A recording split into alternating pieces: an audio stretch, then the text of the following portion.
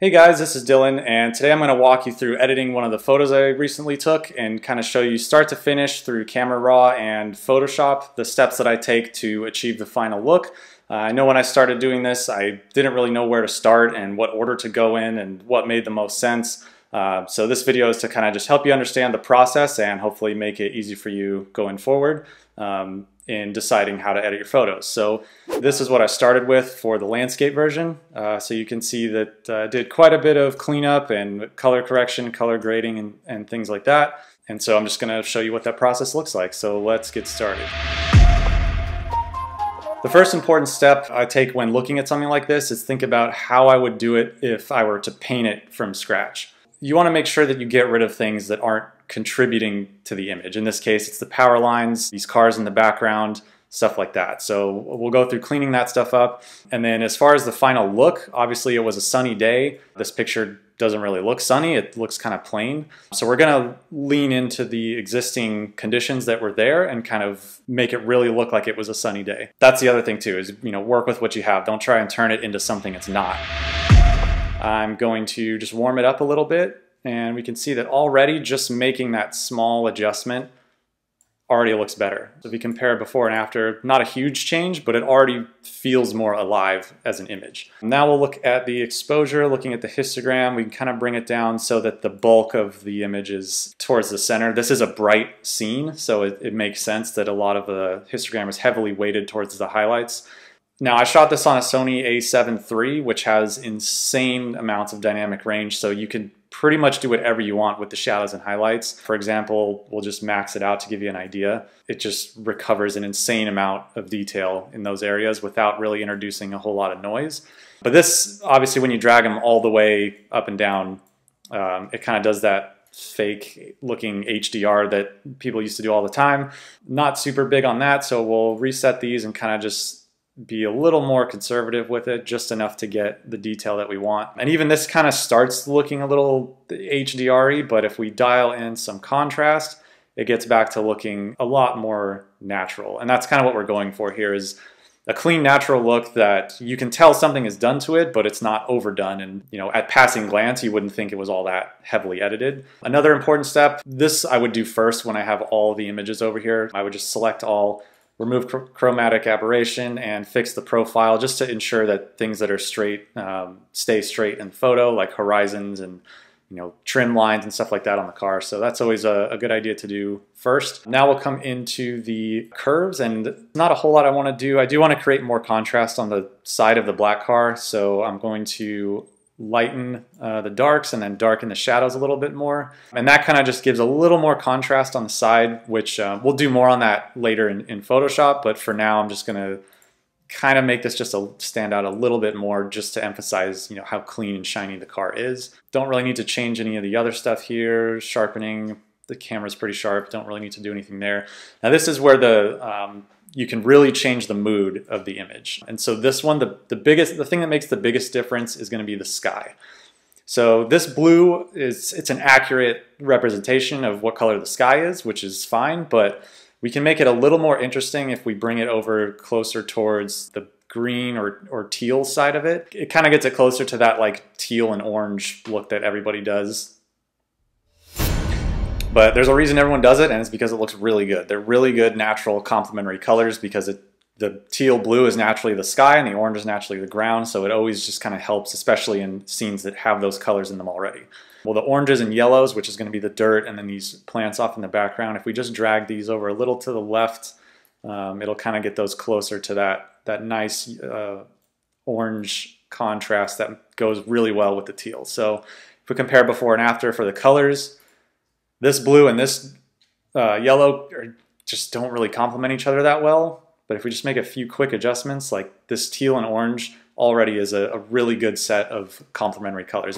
So we've got that done. Saturation, I'm going to take a little bit out of the sky just so it's not as overwhelming. And I don't think I need to mess with any of the other saturation. Luminance, which is going to adjust how light or dark each color is. For here, I'm just going to bring it down a little bit so we get a nice, smooth gradient here in the sky. That's pretty much it as far as the adjustments that go on here. So yeah, this is kind of what we started with, and that's where we're at now. So huge improvement, gives us a nice starting point for Photoshop.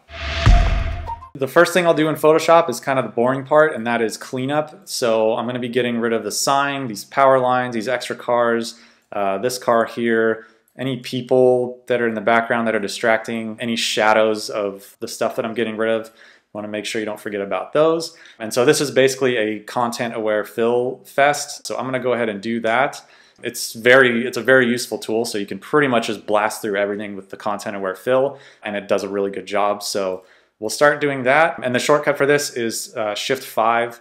Basically, you just select what you want to get rid of, Shift 5, hit OK, and there we go. It even filled in the little pole here. And I do want to try that again just because that wasn't the cleanest.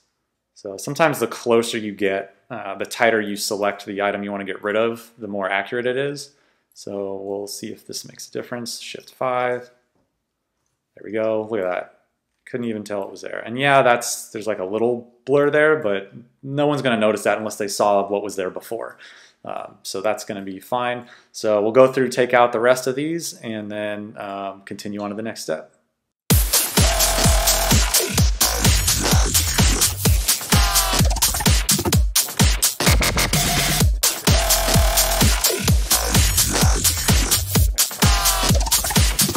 So now we're finished with the cleanup. It's already looking a whole lot better. So I'm going to move on to the actual subject of the photo now, which is the cars.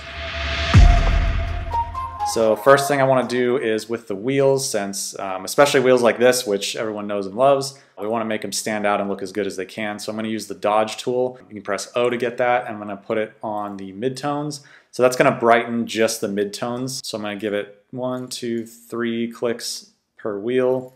They definitely stand out a bit more if we compare to the before. It's almost like we got some fill lighting on them, which makes them look a lot better. I'm going to try doing it with the highlights as well and just see what that looks like. It might be too much, but oh yeah, we'll just do 1 click each.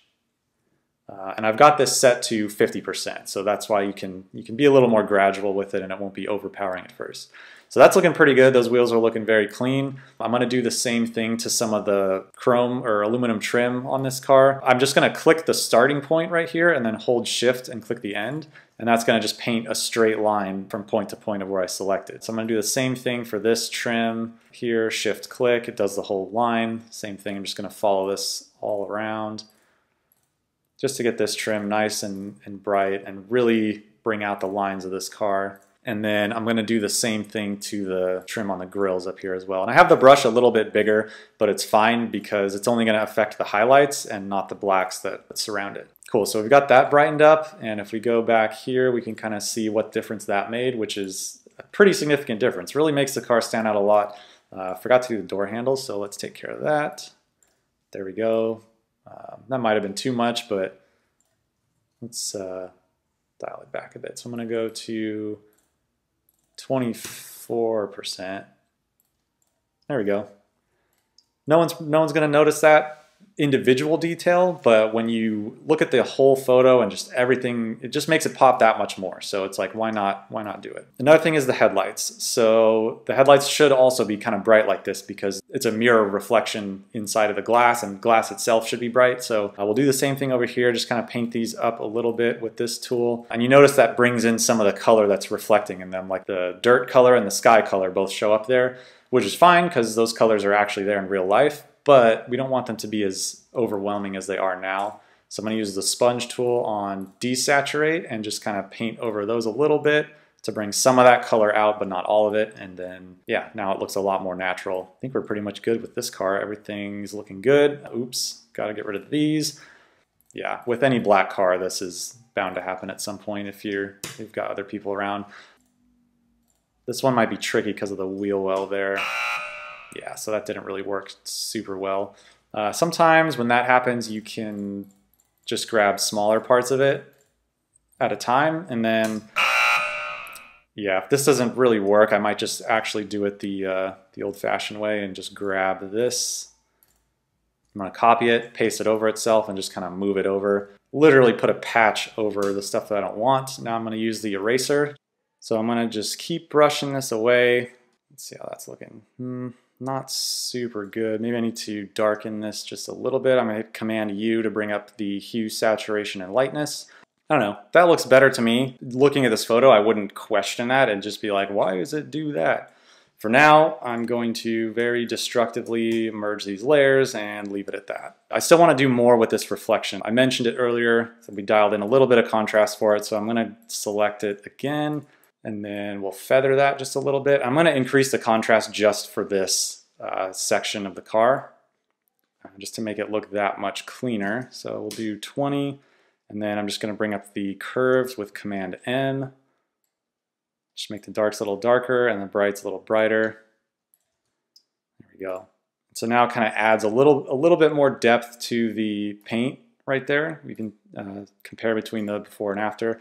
Just a nice little touch to make the car look that much better and that much shinier. So we'll leave that as is. And that's looking pretty good. Let's move on to the other car. Dodge tool on highlights. We'll just kind of paint over this a little bit. Brings it up nicely, and then we'll desaturate some of the dirt color there. That's looking good. Let's brighten up the wheels like we did on the other car.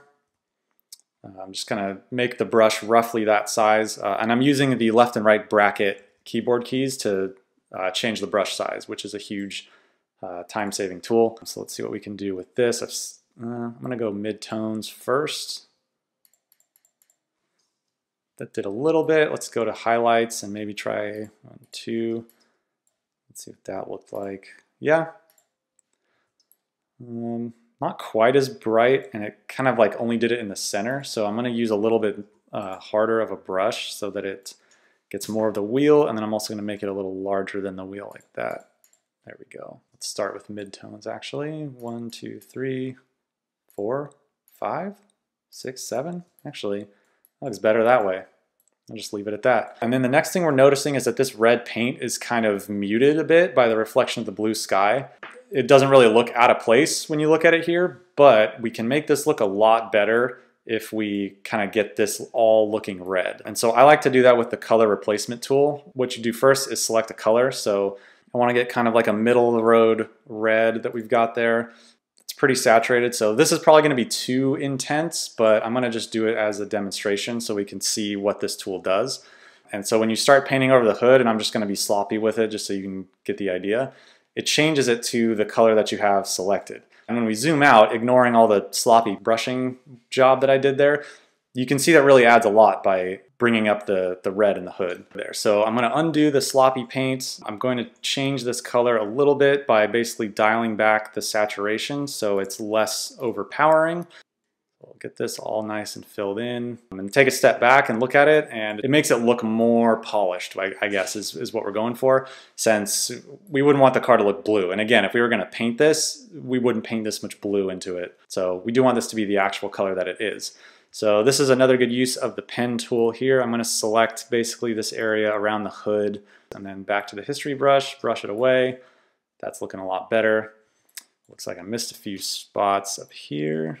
So we did paint over a couple things like this trim and this badge. Basically did a nice Mako paint job on it. So we do want to bring some of this stuff back so it looks less fake. Let's history brush that. I wonder if there's any color left in that, because it's a pretty small detail and it's pretty far away from it. So if we crank the saturation, yeah, it comes out blue. So that's not what we want. I know that the badge is yellow, so I'm just going to use hue saturation, which is Command U. I'm going to just hit colorize and just make it kind of yellow. Just get that kind of looking like approximately what the color would be. There we go. Not perfect. You can't really see any detail in it, but at this distance, it makes it look like it's the actual badge, which is what we want. And then we'll kind of do the same thing to this black trim piece. There we go, I'm good with that. Cool, so now we've got both cars pretty polished up. I might try and bring out more color in these seats actually. Yeah, let's do that. So you can see the actual color right here. I'm gonna try the brush here. That might be a little too much. Let me just do it quick and dirty and then take a step back and see what we think of it. Looks good, but it looks like a little too much of the color. So we'll kind of just do the same thing, just dial back the saturation a little bit. And that's looking a little closer to what we want. Take a step back. Yeah, that'll look nice. Yeah, I like this color. So this one I'm going to try and just paint it the right way the first time and not have to do so much cleanup. We will take a step back and look at it and see how we feel in just a second here.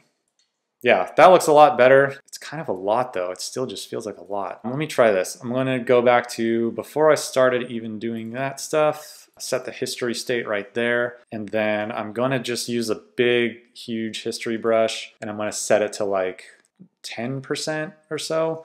And just kind of undo it just a little bit. And see if that kind of helps reel in this color, which I feel like is a little out of control. Yeah, I think that looks better. Let's see. Yeah, it's a little more muted, which makes sense because it's in the shade and we don't want it to look too obvious. So I'm good with that. Could probably even leave the stuff behind the glass alone, but now the glass is like really super obvious. So let's see, let's just make this less intense and maybe just shift it a little bit for dat realism. And let's see what we get when we paint it from behind the glass. There we go. So let's take a look at that. Yeah, that's pretty believable. I'm into that. Now I think we're actually done with the cars. Now we get to do some of the fun stuff, which is I want to make this lighthouse bigger because, again, if I were to paint this from scratch, I wouldn't paint this lighthouse this small. So we do want to make this a little bigger just to make things a little better proportionally. So I'm going to just do a rough selection of it. I'm going to copy it, paste it right in place, and just transform, which is Command T, and I'm just going to scale it up to the point to where it looks good. Let's see, you could probably even go a little larger than that. That's looking a lot better to me. It definitely looks like more of a significant feature of the landscape there. So yeah, I'm good with that. So now all we got to do is just trim away this excess sky. So I'm going to use the magic wand, which is W. And I set the tolerance to 10 is probably good actually. I'm just going to hold shift and kind of select all the sky around this that we want to trim away. That's looking pretty good. I'm going to soften it a little bit because I'll just show you. So if we just delete it as is, it's kind of got these weird edges going on, which honestly probably wouldn't get noticed, but we want to do things the right way, not the easy way.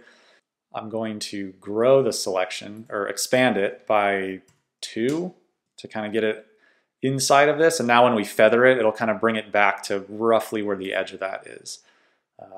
So I'm going to feather. I'm going to do this by 3 and then delete. So that softened it up. It lost a little bit of detail, but it's nothing you would see anyway by the time you're looking at this far away. So I'm really into how that looks. I'm going to use the eraser tool, press E, and just kind of get these edges looking a little bit better. All right, that is looking pretty good. And we're pretty close to done. So the last thing I want to do is add a nice orange flare off on the right side here because that's where the sun's coming from. And I'm just going to paint in the color of the sun. Nice and big up here. And that doesn't look that great. Oops, got to do it on a new layer. Command-Shift-N.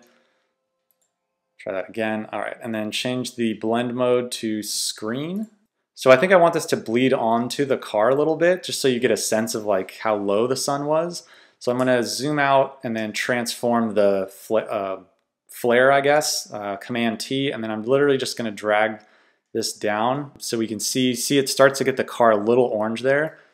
And I think that's what we want. So now I've got a little bit of it on the car, and yeah, that's a nice golden flare there. The only problem is now it's not really bright, so I think I'm going to paint in another white blob on a new layer and then just make it a little bit, just reduce the opacity a little bit so it's not like fully clipping, but it is still white up there. Let's see, I think I want to bring this down more, but then have it not come over as far, so we'll just maybe leave it there, and then let's see, I'm gonna bring the white back in a little bit. I'm gonna brush away some of this orange because I just don't like how far over it's coming. I really want it to be kind of just over here and on the car. So I'm gonna bring up the eraser again and just kind of, maybe this just needs to not be here at all. Like maybe it doesn't need to be this high up. The sun was like over here, so it probably shouldn't take up like this much of the sky. So let me just brush some of this away. I actually kind of like that better because now it's just over here on the car, which is kind of where it should be considering the angle of the sun. So that's pretty much it. I think this is good to go, and let's compare it to the very first, when I first opened it from Camera Raw. So that's just doing the initial adjustments there, and then here is the final. And that's a pretty cool change. So yeah, I'm good with this. I'm gonna put the original raw file as a link in the description so you can download it and play around with it. If there's any questions or anything, definitely leave it in the comments and I'll do my best to answer it. And let me know if there's any other types of photography or any other style that you'd like to see. I'll probably be doing a couple more of these in the near future, so look out for those. And other than that, I'll see you next time.